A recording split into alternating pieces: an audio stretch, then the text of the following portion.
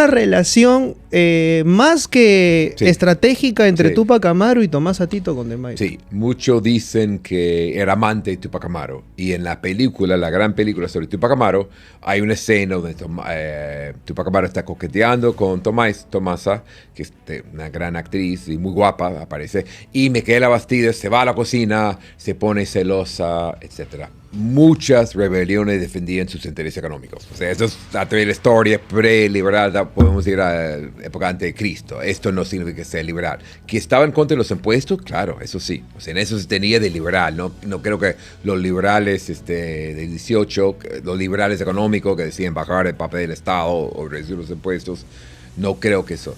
Pero claro, cuestionar que era un revolucionario, otro estilo, me parece bien, pero decir, solo lo hizo por interés propio, que es esa idea que de manera racional, no tiene sentido. Defender y así los españoles porque la leyenda negra es un mito, esto me parece muy, muy exagerado. Y para entender esto, los alumnos hay que leer fuente, ver qué pasaba, la cantidad de muertos, millones y millones, estamos hablando del siglo XVI.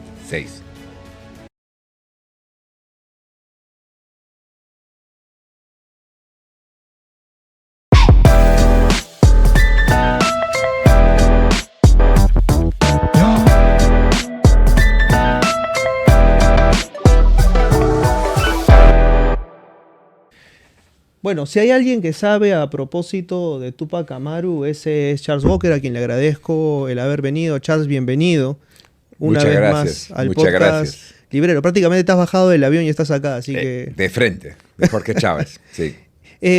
Estás viniendo a Lima para presentar este libro a propósito de las cartas de Micaela Bastidas, Tupac Amaru, que no era Tupac Amaru, sino José Gabriel Condorcanqui, y Tomasa Tito Condemaita. Cuéntame un poco a propósito de esto. ¿Qué podemos entender a propósito del rol que tenía Micaela Bastidas y cómo es que se concebía el rol de la mujer en el mundo andino? Bueno, muchas gracias por el interés. Sí, con un equipo de Penguin y otros colegas, pensamos hace tiempo que deberían juntar las cartas de ellos tres, ¿no? Pensamos en Tupac Amaru, Micaela Bastidas, que son más conocidos, pero la correspondencia de Tomasa nos explica bastante la rebelión. Si son 33 cartas, solo las cartas entre ellos tres, ¿no? Y ahí vemos el lado humano, el lado íntimo de ellos. Vemos el papel de la mujer, es una serie de temas ahí muy presentes en la carta. Además son bellas con obras de arte, o sea, es una correspondencia muy rica. Así que hemos juntado las cartas con una introducción y alguna fotografía y bastante imágenes. ¿Qué cosa que no se sabía de Micaela Bastidas podemos encontrar aquí, por ejemplo? Bueno, yo creo que confirma su papel de dirigente, su don de mando, su visión estratégica está clarísima en esta carta. Es la combinación, porque siempre comienzo con mucho cariño, seguro conversaremos de la preocupación que tienen los tres, de la vida del otro, de cuidarse, de los hijos, de Tupac y de José Gabriel y Micaela. Vemos esto, pero también vemos muy bien la visión que tenía ella. Los españoles están cerca, nos falta esto, oye, los soldados ya se están cansando, ya ha pasado un mes y faltaban mucho. Así que hay datos específicos de dónde hacían, pero también da una visión, no sé, humaniza a los tres. Ahora, este viejo resabio popular detrás de un gran hombre y una gran mujer, en este caso, creo que por delante, incluso de alguna momentos, forma, ¿no? o sea, el título es Tu ausencia ha sido causa para todo esto, que es una de las cartas, y esto viene en el hecho que comienzan, ya sé que 244 años, maten al corregidor, un acto muy simbólico, muy, muy público, y comienzan a buscar otros corregidores, queman haciendas, saquean obrajes, etc. Pero Tupac Amaru va al sur con la preocupación que vendrán realistas de Arequipa o vendrán de Charcas, Alto Perú, ¿no? Y se queda mucho tiempo. Y hay tal vez el tema principal de la primera mitad de la carta es ella apurando lo que venga. ¿Por qué? los españoles están cerca, su base en Pampamarca, Tungazuca, está muy cerca del Cusco realmente, y que había que atacar ya a la ciudad del Cusco, que es uno de los grandes temas militares, pero es muy, muy tajante esto. Ahora, esta combinación, esta dualidad, ¿no? Entre protección, cariño, respeto mutuo, pero también de estrategia y utilidad, ¿no? En algún momento, por ejemplo, de las cartas, Micaela le dice Chepe, porque varias veces vamos a ver esto, quiero llegar al por qué se le dice Chepe a José Gabriel Condorcanqui, le dice, ¿no? O sea, cuidado con la comida, solamente come aquello que te van a mandar y que ya estamos dentro de nuestros propios hombres, porque cualquier otra cosa... Sí. O sea, ojito con eso. Sí. Y al mismo tiempo, ahí te estoy mandando aguardiente, te estoy mandando esto. Sí. Entonces, había como que un lado técnico, pero también un lado proteccionista, ¿no? De ambos lados, ¿no? Él dice, mira, si llegan, sobre todo cuando ya no llegan a tomar Cusco, están ya retirándose al sur, él dice, no, para escaparnos con los chicos, ustedes pueden ir para las provincias altas, tiene una ruta, o sea, él está en plena batalla y esto están muy preocupados. Sí, se nota el cariño y la preocupación, y Micaela más bien lo plantea así, o sea, al final usa muchos argumentos, pero el argumento más fuerte tal vez es, si no logramos esto, ¿qué va a pasar a nuestros hijos? Y lo que conversamos mucho anoche, presentamos el libro en Cusco, y es que creo que los dos estaban conscientes que no había alternativas. O ganaban, que era muy complicado, muy difícil, muy utópico, pero que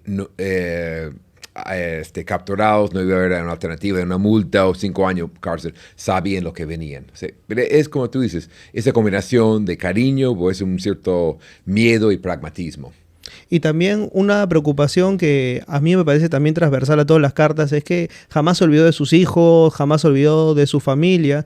Por momentos diría, hasta percibiría un tufillo católico por parte de Tupac Amaru, ¿no? Dice, ruego a Dios, pido, etcétera, etcétera. Bueno, esto no hay ninguna duda, y has captado dos cosas bien interesantes, bien importantes. Primero, lo último es, eran muy católicos, o sea, es una de las grandes tensiones de la rebelión, le hemos conversado antes, que él no concibe un Perú sin la iglesia católica. Incluso él dice a su gente, no toque la iglesia, ni los curas, ni la monja, ni los felices, todo esto, ¿no? Que cuando ya no están ellos, pero sigue la rebelión en el sur, ya cambia, hay saqueos, a veces por el hambre, porque en muchos pueblos la iglesia es lo más, pero se nota, ¿no? Pide ayuda de sus santos, todo esto, ¿no?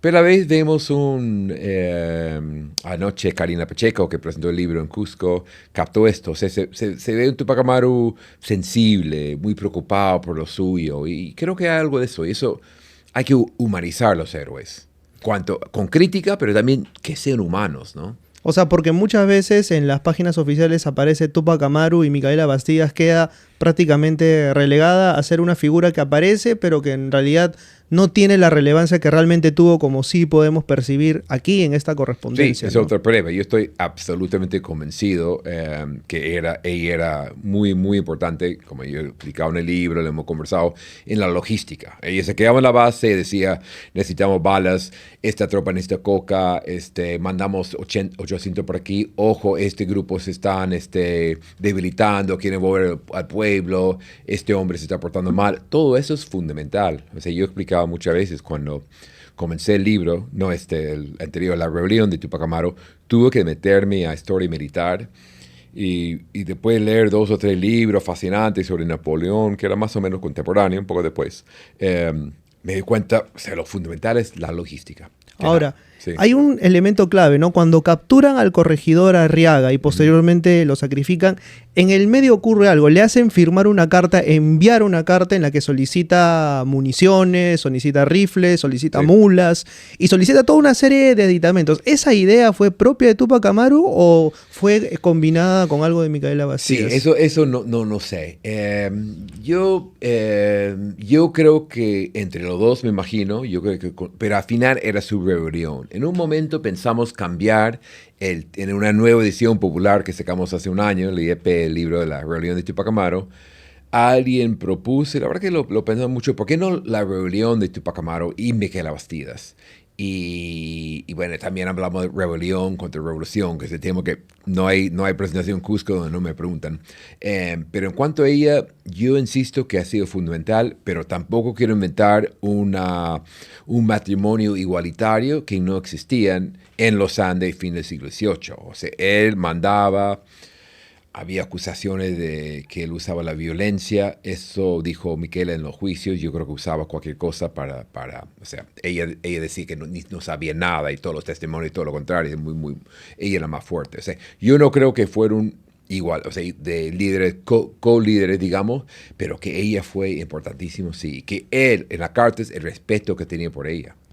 Aquí quería entrar, o sea, ¿cuál era el rol de la mujer andina dentro de esta cosmovisión que se tenía en ese tiempo? Bueno, yo por ejemplo, una parte importante que Tomás tiene que ver, tiene una presencia económica muy importante. O sea, siempre insisto, y eso es algo que sí no he visto en otros que han captado. Cuando Tupac Amaru se va por meses con su trabajo principal, él es curaca, pero es comerciante, es arriero. Él lleva productos cusqueños a Potosí y Jujuy y Salta, donde compra más mulas en intercambio. Es un viaje de meses. Eh, no es que Miquela Bastida se queda de ama de casa echada en el sillón. Ella en estos meses tiene que pagar las deudas, cobrar, ver qué van a llevar y manejar la familia. Eso es bastante común en mis años en Cusco, cuando yo iba a la casa de amigos quechua hablantes que tienen campo. Cuando uno hacía una pregunta económica sobre una fiesta, así, siempre la mujer tomaba la decisión. No quiero simplificar o sea, exagerar esto, pero ese papel digamos, la economía familiar es fundamental, porque si tú manejas esto en la economía, bueno, hacerlo mucho más grande es como se hace una rebelión, es decir, preocupado de dónde hay balas, quién se paga, cuántas tropas hay, parece que sabía llevar cuentas muy bien. ¿Y qué diferencias podía haber entre esta visión andina y esta visión que se tenía hispana? O sea, Sí. propiamente que fue la que llegó aquí. Pero es todo un debate, porque algunos sí, yo no voy a tener me encantaría decir una cosa atacante, que la mujer tiene un papel mucho más importante en el mundo andino que en la costa o en la parte española, algo así. Es complejo todavía, o sea, como digo, el Tupac Amaru era jefe, pero que la mujer tenga que ver con la economía, con las decisiones familiares, con el manejo del sencillo. Esto se ve todavía en los mercados, o sea, quién maneja el dinero, quién paga el impuesto, quién toma decisiones. Esto sí, es algo post-conquista, pero es algo, creo que hay raíces pre-conquista también. Ahora, ¿quién es este personaje que aparece aquí al centro, del cual Sí. yo no tenía ninguna idea hasta que empecé a leer alguna de las cartas? Tomás Atito Condemaita. Sí, Tomás Tito Comanda es un personaje que merece una película. Bueno, ya hay un documental, ya hay una película corta, pero ella es curaca, cacica. Hay mujeres, o sea, curacas son, digamos, representantes de las comunidades andinas con el gobierno. Son los que tenían cierta autonomía, pero pagaban el tributo, aseguraban que la gente iba a hacer la temida mita en Potosí, en muchos casos.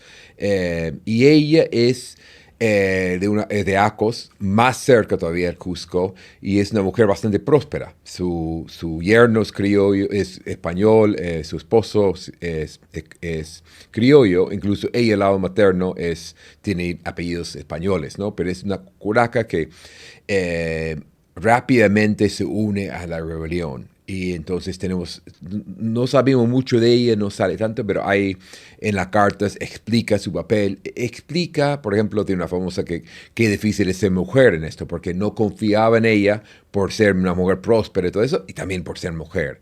Así que y hoy en día es un gran símbolo en Cusco. Hay colegios, hay grupos feministas, hay círculo de lecturas, es todo, y me alegra mucho poder iluminar sobre ella. Bueno, Que termina en la plaza, su muerte es tan cruel como la de Tupac Amaru y Miquela Bastidas. Bueno, me mencionaba usted, pues, ¿no? Que luego de la presentación, o sea, habían hasta 3 grupos feministas con el nombre de Tomás Atito Condemaita. Sí, entre Arequipa y Cusco se nos acercaban muchos, hay mucho interés y hay dudas sobre ella, ¿no?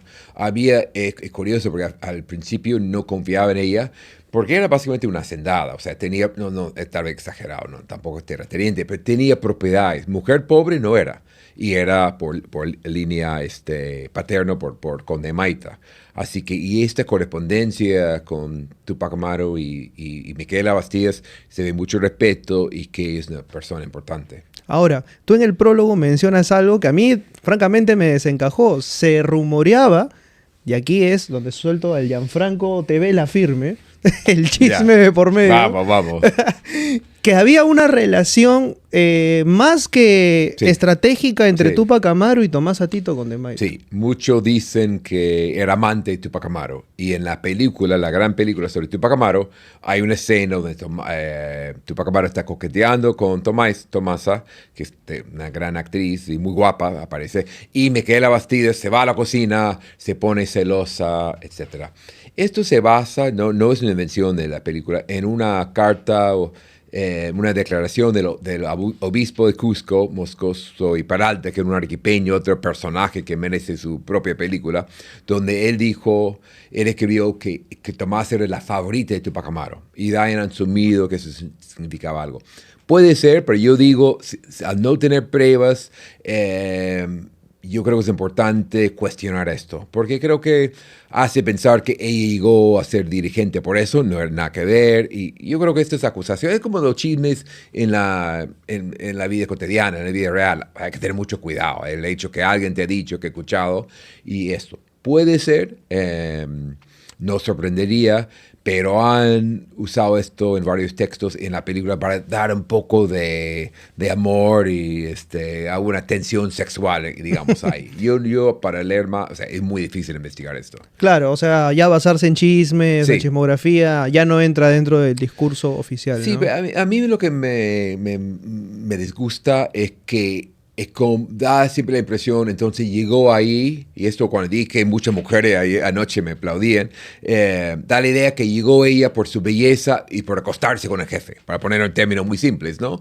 Y no, o sea, ella, si tenía o no tiene nada que ver donde llegó ella, dirigente, importante, el juicio de ella, hay mucha información sobre su poder económico, pero dio todo, y ella defendió un puente, Pelipinto, ella misma, y hay declaraciones de su fuerza, muy parecido con lo de Micaela Bastidas. En el juicio hay mucha gente que dicen cosas como Micaela Bastidas era la persona más fuerte que Tupac Amaru. Incluso nos humaniza a Tupac Amaru, que a veces los españoles querían presentar como un hombre cruel, sin corazón, y no era así, era más bien, no sé, no tenía ese aspecto. Aunque sí, no quiero mitificar, mataba españoles, entraba en la batalla y mataba. Era un dirigente, digamos, militar. También. Bueno, hay una serie de mitologías en torno a la rebelión de Tupac Amaru que ya abordamos en la entrevista anterior. Una de ellas, y por la cual mucha gente se enojó con nosotros, y digo con nosotros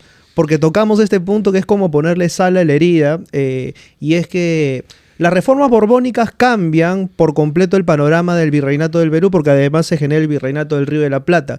Y con esto le quitan a Perú el circuito que tenían hacia las minas de Potosí y con eso este intercambio comercial. Dicen algunos que Tupac Amaru fue el primer liberal, el primer libertario de la historia porque defendió sus intereses económicos y lo adjudican como una imagen. Hasta ya lo he visto en banderas amarillas. Sí. Cuando el término ni siquiera existía en ese tiempo, ¿no? Sí.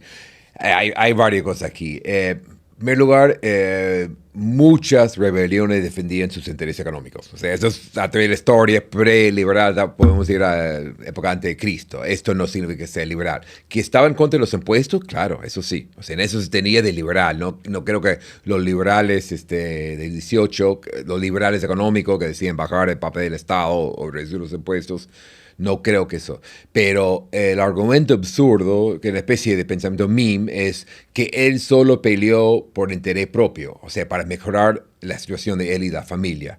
Y es lo que hizo, de primer día puso en peligro la vida de la familia, no iba a mejorar su economía, era mejor. O sea, eso es absurdo, ¿no?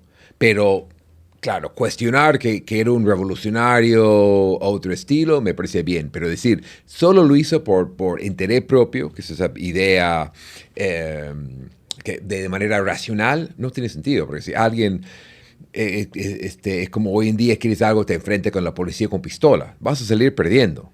O sea, él sabía que o ganaba o perdía todo. Y así fue. Bueno, es una interpretación subjetiva, finalmente, Sí. ¿no? Decir que era el primer libertario. Sí. Lo que sí no es subjetivo, y hay pruebas contundentes de eso, y tú lo mencionaste también, es el efecto que generó la rebelión a posterior, lo de Tupac Katari, por ejemplo, y la forma en cómo es ejecutado Tupac Katari, y todas las rebeliones posteriores que durante 40 años, incluso después de la independencia, se siguen dando, pero que fueron invisibilizadas para Claro. no manchar el buen nombre del virreinato, ¿no? Sí, no, los españoles logran hacer algo brillante que yo no entiendo de todo, silencio de Tupac Amaru. Justo conversamos con expertos en 1814, los hermanos Angulo, un gran levantamiento donde se muere Pumacahua y que va de Cusco, llega hasta Arequipa y Ayacucho, ¿no?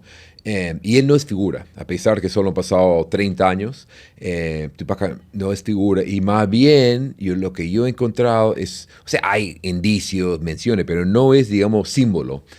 En 1820-23, cuando llega el liberalismo a España, los liberales españoles están fascinados con Tupac Amaru. Esto se asocia con lo de mi trabajo sobre Juan Bautista y Tupac Amaru.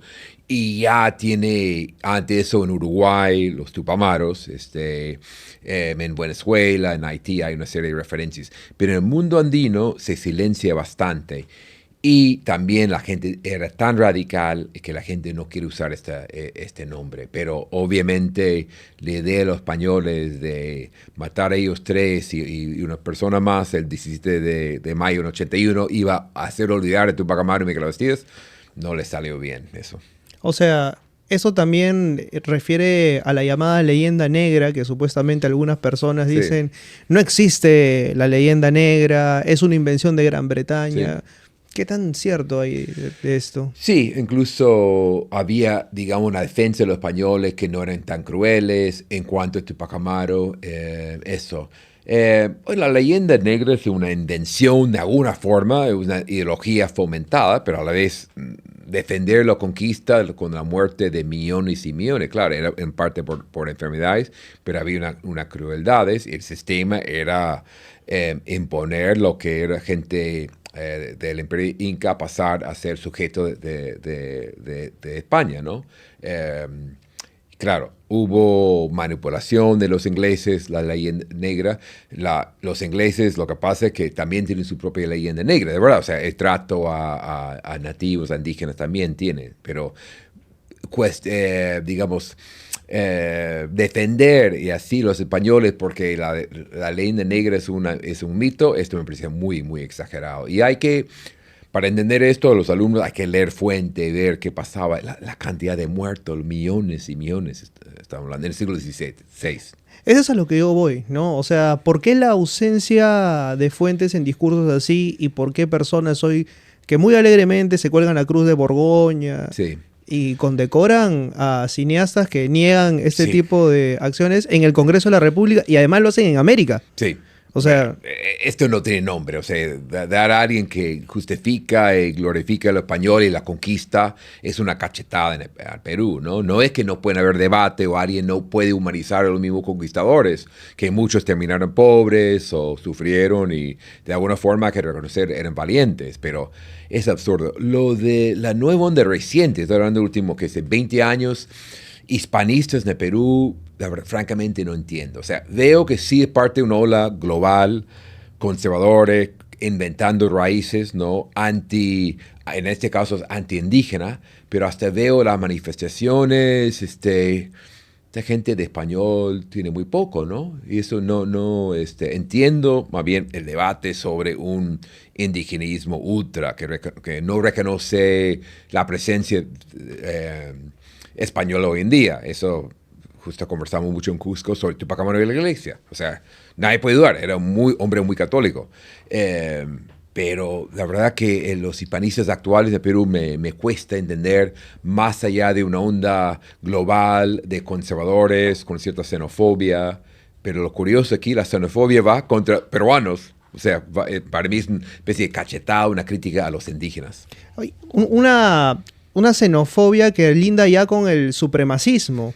Claro. ¿No? El hecho de decir vinieron a civilizarnos. Sí. Esta es la unión de dos imperios, ¿no? El español y el incaico. Que también habla a propósito de algo que Cecilia Méndez mencionó en algún momento, y era que existía una glorificación hacia lo incaico, pero un ninguneo hacia lo indígena propiamente, Claro, ¿no? sí, sí. Eso es muy común en Cusco. La gente dice, qué glorioso los incas. Y después algún insulto, esto de M que cruza en la calle, o no, antes hubo un racismo más abierto, ahora hay más sutileza. Sí, y además convertir lo prehispánico, todos eran incas, sabemos hoy en día que hay que hablar de muchas nacionalidades, sí, es Pero cuidado con hablar de nacionalidades, porque mucha gente dice, estás fomentando el divisionismo, sí, ¿no? Exactamente, sí. A ver, yo la verdad que tendría cuidado con esto, pero lo que sí cuestiono, me parece bien, es decir, cuando los españoles llegaban, primera mitad del siglo XVI, todos eran incas, eran identidades muy complejas. En Cusco era más inca porque su base en el norte también eran vistos como invasores de alguna forma, ¿no? Y reconocer otros. Lo más fácil a veces de idiomas que hablaba la gente. O sea, los incas eran brillantes en poner quechua, pero había muchos idiomas. Empezando por esta idea de pensar de que el mundo andino es uno. Sí. Y en realidad no, dentro del mundo andino hay diferentes identidades, claro, ¿no? Como una sociedad muy compleja, es como pensar en Europa. O sea, hoy en día ya sabemos dónde queda, hay algo europeo, pero un belga es muy distinto que un húngaro o un catalán es diferente que un andaluz, ¿no? Esta es, es una comparación cruda, pero sí, vale, o sea, hay que hacer esto, dejar de pensar los incas como a una unión y una sociedad homogénea, ¿no? ¿Crees que a Tupac Amaru le costó justamente entender ese tipo de identidad para hacer que la rebelión prospere? De alguna forma, aunque lo que más bien es tal vez es al revés. Tupac Amaru tiene una visión muy multiclasista y multirracial. O sea, él quiso incorporar, por ejemplo, abolición de esclavitud, que la verdad que yo planteo que era que él, porque no había muchos esclavos en Cusco y casi únicamente en servientes en la parte urbana, yo creo que lo hizo por una manera de fragmentar más a los españoles, pero lo que sí, él tiene una visión que vamos unidos, criollos, mestizos, mulatos, incluso había espacio para los buenos españoles, ¿no? Mientras que en la segunda fase, lo que insisto con el libro, cuando ya no están ellos tres, pero sigue la rebelión, ya no hay presos. Cuando la gente me preguntan sobre la cantidad de muertos, yo comencé el libro cuestionando los 100,000 muertos. Es una figura increíble, un virreinato de 2 millones. Bueno, en primer lugar, se incluye enfermedades posteriores, como la conquista. Si se corta solo unos meses es menos, pero bueno, con el tiempo es mucho más con las enfermedades. Pero sobre todo en la segunda fase, matan entre, o sea, llegan los españoles y destruyen el pueblo. Antes por lo menos perdonaban a las viejitas, a los muy niños, ya no. Y los rebeldes encuentran caravanas de mestizos que se fugaban y muchas veces los mataban. O sea, era ya muy blanco y negro, o Pucacunca, el cuello rojo para españoles, y bueno, una serie de términos para los indígenas. Me hablabas a propósito de comprar la libertad, es decir, que Tupac Amaru pretendía hacer manumisiones, es decir, comprar la libertad de los esclavos. Sí, anunció una libertad sin un plan mayor y la verdad que mi hipótesis es que era para debilitar y bueno, conocía a unos esclavos oblitas que pasó a su lado, puede ser una promesa personal, pero primero, a mí lo que me impresiona es que qué fascinante ese personaje, en medio de una rebelión que está preocupado de todo, pensando en esto. Pero no sabemos exactamente por qué. Yo creo que sí creía en la libertad. Yo sí creo que hay algo que debes comprar y es Agua y Aqua, nuestro auspiciador oficial. Agua y Aqua hace posible este programa y que hagamos no una rebelión, sino una revolución cultural, tratando de llevar estos temas a colación. ¿Por qué? Porque cada vez que tú compras un filtro de agua y aqua, lo pones en tu caño y haces que el agua emane como un manantial puro hacia tu vaso, estás apoyando a la creación de proyectos sociales. Proyectos sociales que también son la preocupación de este programa. Agua y Aqua es el auspiciador oficial de este proyecto. Estábamos hablando, queridísimo Charles, de verdad que cada vez que hablo contigo es como que se me abren una serie de ventanas que antes tenía cerradas en torno al tema Tupac Amaru. Pienso en esto, ¿qué tanto no nos hemos entendido entre peruanos para entender la complejidad de la rebelión de Túpac Amaru y reducirla a una sola primera etapa? Sí, eso es importante, pero lo hemos hecho los historiadores, incluso yo. Mi primer libro, que es la tesis doctoral de Túpac Amaru a Gamarra, que va de 1080 a 1840, realmente tiene un párrafo, un capítulo de Túpac Amaru, y una vez es 85% hasta la muerte de ellos tres, o sea, hasta mayo de 81. Y es cuando me puse para este libro, La rebelión de Túpac Amaru, a revisar todas las fuentes y dije, oye, cuando hablamos de los muertos, cuando hablamos del pánico de los españoles, es esta segunda fase. Más en el sur es cuando hablamos de brutalidad. Sí, creo que nos hemos equivocado.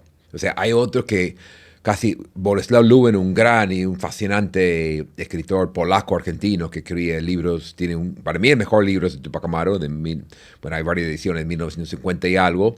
Él sí pone bastante datos sobre estos años. Y hay buen material, pero sí, incluso conversando en Cusco con alumnos, hay varios que me dijeron que están investigando posterior, porque antes incluso en Cusco el gran orgullo es Túpac Amaru, y una vez muerto ya no interesa, sobre todo que llegue a ser más sureño, pero eso ha ido cambiando. Hay quienes dicen, o sea, que Túpac Amaru se asumía indígena cuando en realidad era mestizo, pero él tenía un gran dominio sobre incluso los propios indios que estaban a su cargo. ¿Por qué ocurría esto? ¿Cómo se percibía Túpac Amaru? No había ninguna contracción, no es... O sea, el curaca era figura fascinante, no sé, sea tan fragmentada, jerarquizada, y eso es algo muy común en los revolucionarios. Él podría llevarse bien con todo y se sentía muy cómodo. Un hombre muy culto, excelente castellano, escribía una ortografía muy bonita, algo de latín, o sea, castellano, quechua y latín, pero a la vez su trabajo, yendo al sur en caballo con sus mulas, dormía en el piso con ellos, escuchaban, hablaba perfectamente quechua, y a la vez se sentía muy cómodo en las clases altas en Cusco. Tuvo algunos, cuando estuvo en Lima, en la calle Coca, una cuadra o en la Plaza de Armas, bueno, en ese entonces también la Plaza de Armas, él sentía que un cierto desdén, ¿no? Pero hay que recordar, la colonia no era, más bien el término indio para unificar a todos, es más del siglo XIX. En esos años había, digamos, términos como curaca para indígenas más respetables. Para él no hubiera entendido esa pregunta, pero sí, claro, yo leo obras clásicas, yo dialogo con mis amigos los españoles, los buenos españoles, pero a la vez me siento muy bien con Runa. Y era así, y en la colonia, ¿quién más? Casi no hay un grupo así, de Cusco y a Lima. Esto habla un poco de la problemática del mestizo por esos tiempos, ¿no? Había un desprecio hacia ellos, sí, porque o tenían que plegarse al lado criollo enteramente, sí, abrazando todo lo español que podían y negar su pasado indígena. Túpac Amaru es un ejemplo de que él se sentía más bien cómodo en ambos lados, sí, ¿no? Sí, no, incluso es más complicado porque ¿por qué los curacas de la ciudad de Cusco, que los incas, y el valle cercano, el valle sagrado, como Pumacahua, ¿por qué no apoyan a Túpac Amaru? Y en parte lo ven como un interior, no era 100% inca, una zona más pobre, y también eso sí era por interés propio. Decían, estamos bien, tenemos un excelente papel, una situación aquí, y este intruso interior nos va a reventar todo. O sea que él tenía o sea, en Cusco no lo consideraban como un gran curaca de un linaje tan noble como algunos. ¿A quienes sí consideran, por ejemplo, de un linaje mucho más... Pumacahua. A Mateo Pumacahua. Sí, a Mateo Pumacahua. Y los de la ciudad, los 24, unos grupos muy bien estudiados por el extra finado Donato Amado, que estudió esta élite, que tiene una potencia, élite lorana, tiene una importancia muy, en el siglo XIX tiene mucha presencia. Algunos dirían hasta hoy en Cusco. Hay descendiente que dicen soy de tal familia todavía, y somos los incas. O sea, sí todavía hay quienes asumen el linaje como algo relevante. Sí. Que es curioso porque tiene un tono radical, pero un tono muy conservador, porque igual me imagino de los hispanistas que hablamos hace unos minutos, es el orgullo de uno porque su linaje va hasta los conquistadores. Y esta dualidad, ¿cómo entendemos? O sea, ¿cómo finalmente hacemos para entender y ubicar la rebelión de Tupac Amaru, sus secuelas y cómo hoy día podemos percibirla? Bueno, seguir estudiando. Yo creo que hay mucho, lo que siempre insisto en Cusco. Una vez en una presentación del libro, alguien dijo, es el libro definitivo. Y dije, no, no es definitivo.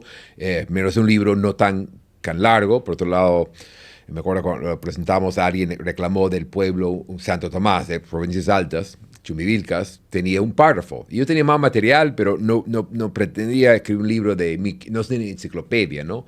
Hay que seguir estudiando, pero a la vez van a ser interpretaciones, algunos dirían manipulaciones distintas, ¿no? Hay un Tupac Amaru moderado, católico, creador de un país o una nación postcolonial, multirracial, etc. Y hay uno radical que quema obrajes y haciendas. Ayer en el paro en Cusco, yo no tenía para tomar foto, pero había, y no sorprende nada, banderas de Tupac Amaru y de de Miquela. No vi de Tomasa, en los que estaban apoyando el paro y queriendo limitar el tráfico. Así que es un personaje, con todo eso quiero decir, muy complejo, y hay varias versiones de Tupac Amaru, y por eso que no me parece exagerado, un error, pero a mí con este libro lo busco humanizar a él y a ellas dos. Claro, o sea, porque podemos percibir matices que quizás no se han profundizado en otros puntos. Yo quería ir a esto. ¿Es un error asumir a Tupac Amaru como un precursor de la independencia? Porque las causas independentistas van por un lado y los ideales de Tupac Amaru por otro, totalmente distinto, ¿no? Sí, bueno, el mundo es muy distinto. Estamos hablando de 40 años, o sea, 1780, Perú, digamos, 1820, el mundo es muy diferente. Tupac Amaru, hay que recordar, es antes de la Revolución Francesa, la haitiana, Estados Unidos, no llegó el modelo. Siempre me preguntan aquí en allá qué influencia tuvo, y yo no encontraba mucho, en parte porque otra vez los españoles eran muy buenos en la censura. El problema con esto decía Alberto Flores Galindo, es que el mundo era muy diferente y que nos hace pensar que es primero Tupac Amaru, que es igualito con los demás. Lo que buscaba era diferente, el Perú era muy diferente, pero que sí cambió todo. O sea, mi argumento, y hay otros investigadores, rompe un sistema que viene realmente de la segunda mitad del siglo XVI, o sea, post-conquista, el pacto andino, el pacto colonial, lo llaman historiadores, que comunidades indígenas tenían cierta autonomía, tenían coracas, tenían derecho a hacer juicios, pero a la vez tenían que pagar mita y tenían una serie de impuestos adicionales. Esto se rompe. Ya no, y yo me acuerdo en una presentación en Cusco, no, más bien era acá en Lima, dije, esto en lo siguiente, o sea, 40 años no logran encontrar una alternativa. Una historiadora muy aguda me dijo, hasta hoy, o sea, los indígenas son diferentes, pero nadie pretende en el Perú que tienen los derechos iguales a los demás. De hecho, esto lo dice Rolando Rojas, ¿no? Sí. Rolando Rojas menciona lo siguiente. Claro, cuando Cecilia Méndez dice se glorificaba lo incaico, pero se despreciaba lo indígena, hay un tema con sí, o sea, se trataba de incluir al indio, pero solamente en el discurso. Sí. Porque dentro de las políticas que se asumían en los inicios incluso de la misma república, no estaba incluido el indio, ¿no? Se decía, ok, para poder ocupar cargos públicos se tiene que tener educación. Sí. Pero no se le daba educación. Y si se les daba de un lado extremadamente paternalista, ¿no? Casi como que fuesen menores de edad. Sí, y pagaban, seguía el tributo, seguía pagando porque era fundamental para el Estado, nada más ya tenía otros nombres, pero los indígenas pagaban un impuesto, los hombres, por ser indígenas, ¿no? Ahora, lo curioso en estos años post-independencia es que de alguna forma crece mucho quechua, se aumenta la cantidad de quechua hablantes y lo que llamamos el asalto liberal, o sea, de robar las tierras o quitar. Eso pasa mucho después, en parte por cuestiones económicas, no hay demanda, y después viene el boom de lana, etcétera, hay una serie de complejidades, pero curioso, sí, no se encuentra un espacio en la República, pero de alguna forma creo que los mejores años para algunas comunidades eran 1820 a 1860, porque poca presión de hacendados, el Estado, si pagaban el impuesto, lo dejaban en paz, y participaban mucho en la economía y eso es lo que hemos dicho muchos, en la política. O sea, cualquier caudillo tiene que negociar, tiene una visión política, o sea, hay una participación política de parte de la gente del campo, quechua hablante y otros campesinos. Hoy día, por ejemplo, vemos que no tienen representación ni siquiera en el Congreso. Sí, que es una vergüenza, que es una gran pena, sí. Que supuestamente... Mejoraría mucho el Congreso. Sí, o sea, es que claro, yo digo, o sea, como peruano, ¿cómo me veo representado en el Estado? Sí. No hay. No, y sí, eso tiene que cambiar, ¿no? Y justo hablamos, no sé, porque me quedé mucho pensando en conversación en Arequipa y Cusco sobre el centralismo. Es tan fuerte aquí que ya no se habla de esto. O sea, a veces es como, es parte, es automático, ¿no? Y estaba hablando como de los grandes amigos cusqueños que quieren mucho al Cusco, la cantidad que tienen hijos y ahora ya con los años, nietos que estudian, que están acá. No, por el trabajo, por eso, por alguna cosa. El centralismo es que tiene que ver con esto de visión quechua, indígena y no, es muy fuerte. Sí, bueno, y es algo que perdura hasta el día de hoy.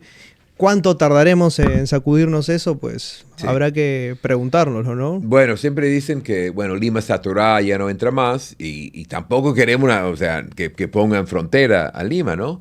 Pero es... No le des ideas a la gente, sí, por favor. Exactamente. Bueno, eso han habido proyectos, creo que en el siglo XX, siglo XIX y siglo XXI, ¿no? O sea, poner limitaciones. Hoy, de casualidad, pregunté a alguien en el aeropuerto cuando llegaba del paro y con la situación me dijo, no, esto es en los conos, Lima está tranquila. O sea, no son Lima. Exactamente, no, es eso, sí. Pero tremendo esto, ¿no? Es muy fuerte, sí. O sea, es increíble cómo la historia, de cierto modo, también es cíclica, ¿no? Y traslada algunas taras al presente. Sí, pero esto es constante, creo que el desdén, pero a la vez la idea que el progreso está en Lima. Y no es por mito, gente ignorante, en fin. A pesar de la pobreza en esa ciudad, hay más oportunidades. Eso hay que cambiar. Yo creo que sí es. Y en parte porque Lima es una ciudad colapsada de todos. O sea, llego después, bueno, ahora he estado hace 6 semanas, vengo de nuevo y siempre una delincuencia, y corrupción y tráfico, ¿no? Y son las meras 15 conversaciones más o menos.